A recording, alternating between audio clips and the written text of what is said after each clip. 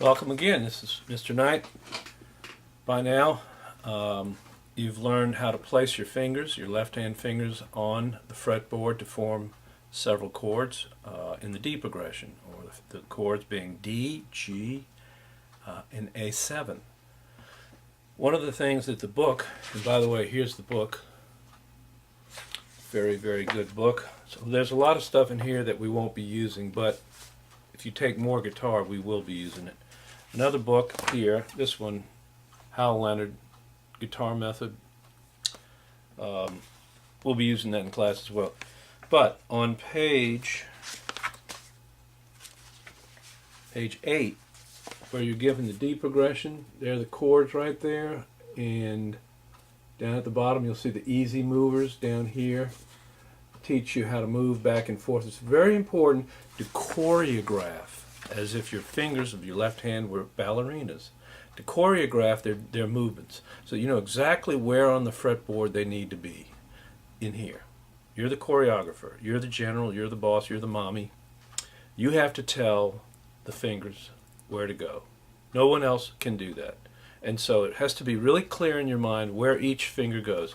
Alright, having said that, on the bottom of page 8 you'll see that, wow, it comes with a CD. This book actually comes with a CD. Now you can use that CD. It's there for you. I think your book did. Let me know if your book did not. But these videos kind of take the place of that a little bit, because I'll be doing some demonstrations and some exercises with you, and we're about to do that right now in the D progression. It says down here, one accompaniment track using the strum pattern at right is provided for each progression in this unit. The tempo is slow. When a progression has been mastered at this speed, you may choose to use track 14, a faster generic rhythm track applicable to all unit progressions. So apparently track 14 is a drum, click track, or some kind of rhythm. When I say a click track or a drum, really it's something to hold you accountable to the beat. And this is all that you need. If you don't have your own drummer hanging around, maybe you do. But this is a metronome. You can go faster, really fast. Apparently mine's not working really well. It won't go fast. Alright, well, so this is one metronome of others that I have. But the point is that your metronome is your beat, your pulse. And in order for you to do those things that we talked about, changing quickly and changing accurately, you have to be held accountable. So let's play everything slow. And that's good, because that's the only thing my metronome seems to be doing right now. It's playing slow. This is 60, so if you look at your watch, if you have a second hand, you can see every second. Okay, so let's put that aside. Now let's look over here. I'm going to draw what we see on page 8. Well, let me see, this might take a while. Hopefully not too long.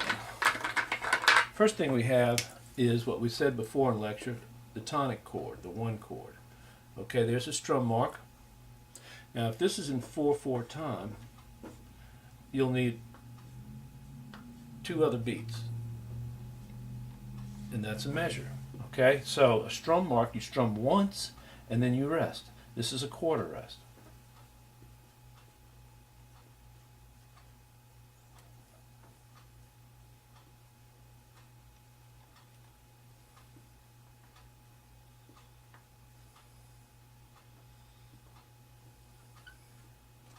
I know you can see that, can't you? Oh well. That's a quarter rest. And then in the next measure, you'll have a strum mark, but you'll be on a different chord. You'll be on the 4 chord. Rest, rest, rest. And then you'll have a 5/7 chord. Strum mark, rest, rest, rest. And then, we're getting a little crowded here, back to 1. Strum mark, rest, rest, rest. So if we set our metronome,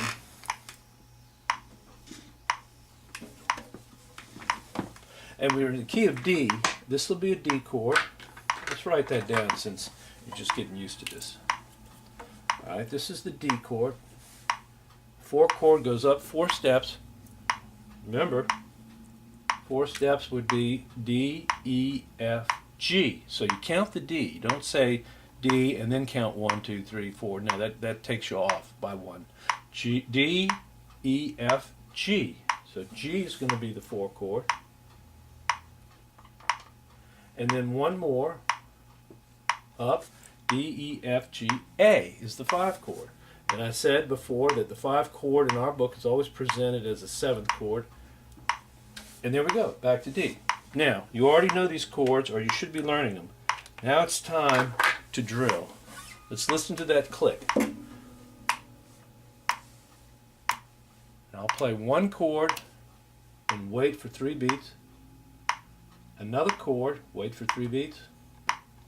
Another chord, wait for 3 beats.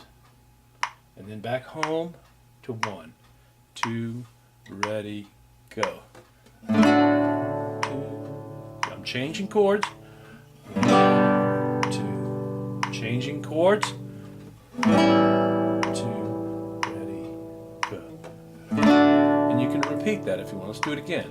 And 1, 2, 3, 4. 2, 3, 4.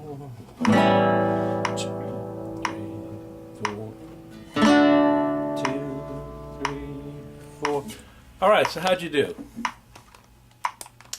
Probably a little this and that. Some problems, maybe a little bit. One of the problems that you might have is stretching all the way across here. Now remember what I said in class. The second finger for the D chord is the tallest finger of your hand, right? For the D chord, it's got to be short so that you can put it down on the first string.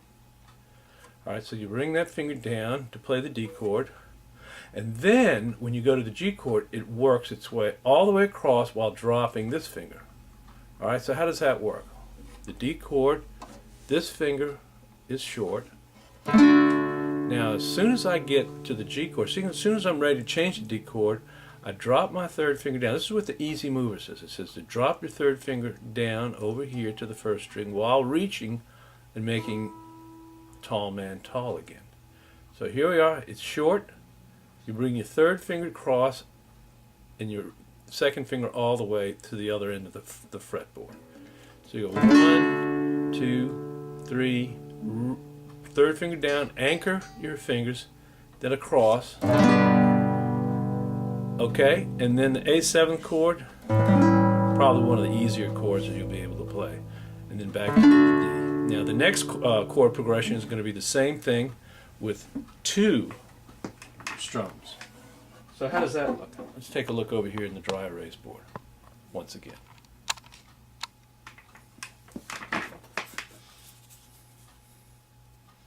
All we've done now is we've removed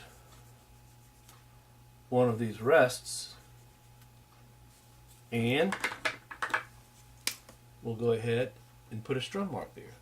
So all we're doing is substituting a sound for a silence. So here we have equal parts strum, equal parts rest. All right? That sounds like this. Let's do it together. Got your fingers on D? 1, 2, ready, go. 1, 2, rest, rest. 1, 2, rest, rest. 1, 2, rest, rest. 1, 2, rest. And you can do it again. 1, 2, rest, rest. 1, 2, rest. And this should be A7th. 1, 2, rest, rest. 1, 2, rest, rest. Okay, so you can imagine what we're going to do next. Let me fix this real quick. This should be A7th. Okay, so as you would imagine, the next exercise removes another silence. And this is not so pretty, I understand.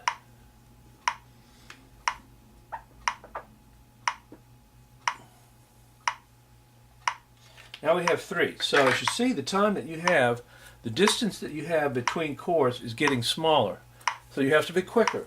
And that's the idea, because eventually we're not going to have any silence. Let's try this one. You got your D chord. 1, 2, ready, go. 1, 2, 3. Quickly. 1, 2, 3. Go to A7. 1, 2, 3. Quickly to back home to D. 1, 2, 3. Let's do it again. And 1, 2, 3. Move. 1, 2, 3. Move. 1, 2, 3. Move. 1, 2, 3. Okay.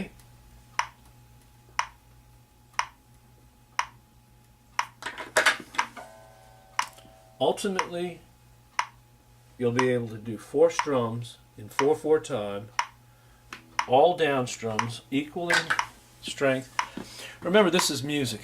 You know what? We kind of forgot that. It is music after all. And our strums can sound musical. You may be getting some kind of maybe buzzes. You know, that's normal. Or maybe a note's not coming out. Maybe your strings are sounding unclear. So give your fingers a chance to strengthen. Give your mind a chance to wrap itself around what these shapes are. And give your ear. This is your most important tool. Your ear will tell you how you're doing. And if it's music, it should sound or loud, gentle, arpeggiated.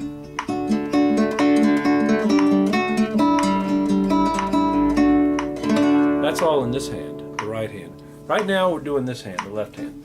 Okay, so let's do our last exercise here.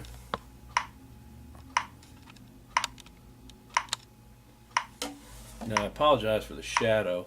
Hopefully you can see this okay today. Oh, what do you know? That's my head that's getting in the way. Okay. Anyway, let's do our final exercise. We'll do it through twice. 1, 2, ready, D. 1, 2, 3, 4. 1, 2, 3, 4. 1, 2, 3, 4. 1 again. 2, 3, 4. 3, 4.